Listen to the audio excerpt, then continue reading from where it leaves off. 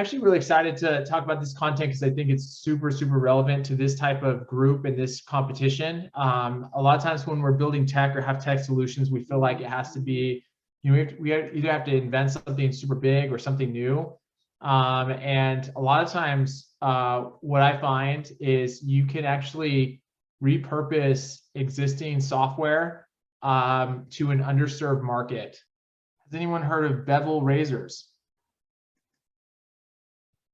Okay, so if you think of like the razor movement, there's sometimes when you can go on, what I found is like when you're making iterations off of existing products, there's essentially two routes.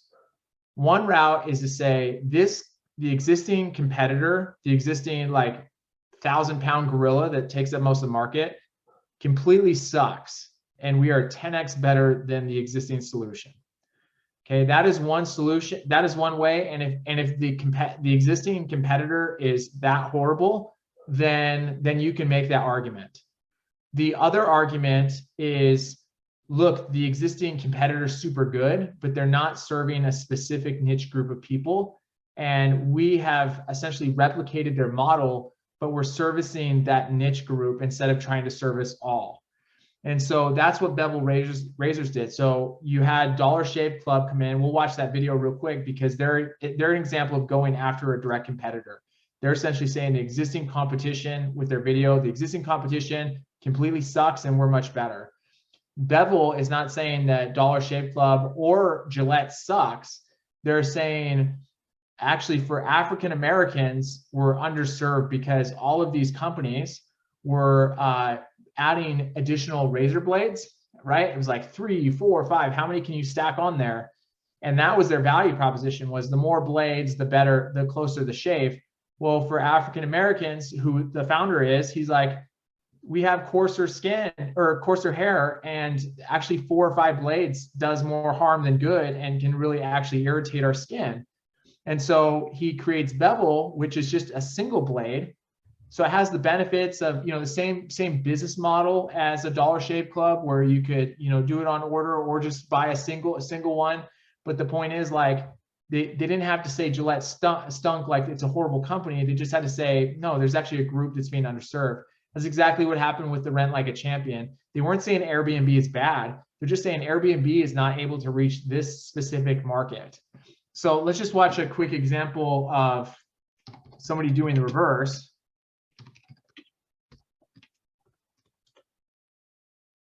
Okay, so hopefully all of you guys have seen this super classic, all-time amazing video that when this launched.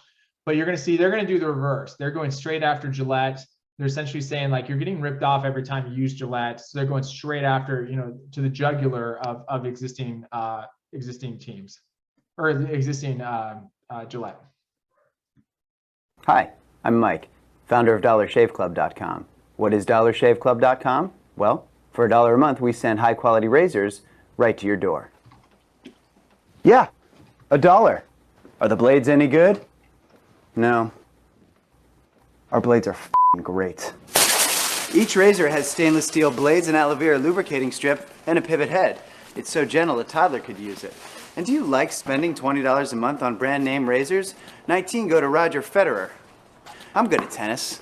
And do you think your razor needs a vibrating handle, a flashlight, a back scratcher, and 10 blades? Your handsome-ass grandfather had 1 blade and polio.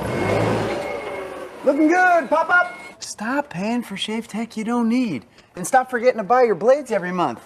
Alejandro and I are going to ship them right to you.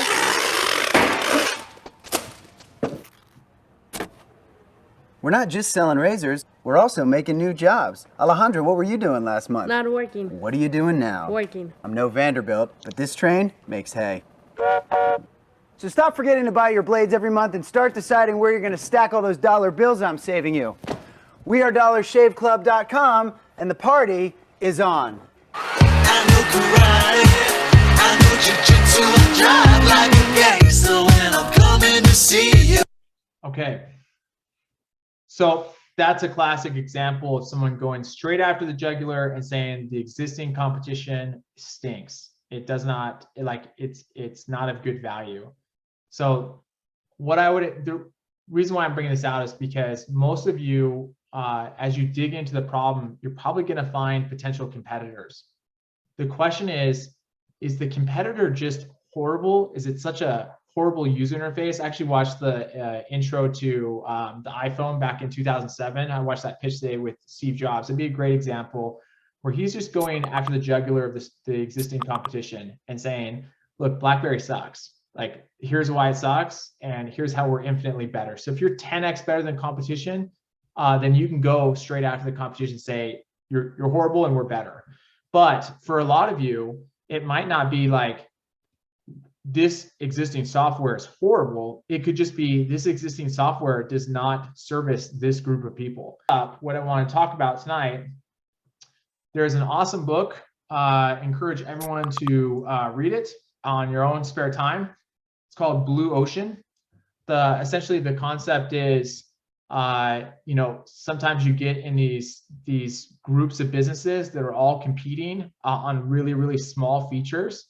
And he gives an example of like wine, where like you go down a wine aisle and the competition is how oaky and how this and how that, and 95% of us have no idea what the hell it's talking about. And yet the businesses are spending so much money in innovation and into marketing about terms that we don't care about. We just want to know, like, is it good tasting, and is it good for parties or a more sophisticated event, and that's it. So anyways, his concept says like some of the best companies essentially follow this innovation model. There's 3 pieces to it. One is, what can you do to shave the cost down on the existing services? The reason why I think this is applicable is because the concept is you don't have to replicate every single feature that exists. So let's use that lawyer software. It's not that I have to replicate everything that it does and just do it at a cheaper price.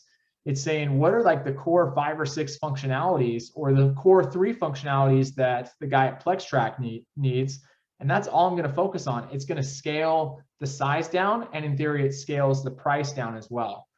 So you figure out like, what can I shave off that people don't care about to decrease the cost, and then at the same time, what am I doing to add more buyer value?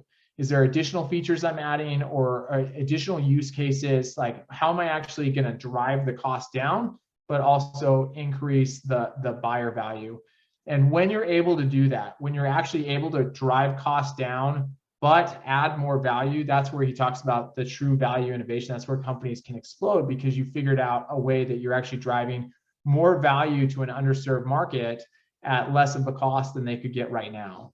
And that's where I encourage you to frame your discussions right now. Just figure out, am I going straight for the jugular and saying existing competition is horrible and they should be using us, or the existing competition is really good, but it's not applicable to this market. And so we want to essentially take the same model, but change it to this market. And here's how we're going to do it to lower the cost and increase the value. The last one, actually I forgot to mention, but just really quick. So we're on this theme. So Bird, like the Bird scooters, I don't know why it's showing me a bike, Bird scooters. Bird scooters is another example, like the ones that we can ride downtown. It's actually another great example of a company that had iterated based off of an underserved market. So they were an iteration off of Uber, who was an iteration off of taxi cabs. So Uber came and said, taxi cabs are horrible, we're 10x better, right? So they were straight after the competition. Bird and all these other ones are not saying Uber sucks, but they are saying for use cases, for these specific use cases, a scooter is more efficient. If I just need to go 3 blocks, a scooter is more efficient. If I need to cut across campus, a scooter is more efficient. If I don't have time to wait for someone like 10 minutes, then hopefully these good located scooters are going to help you faster.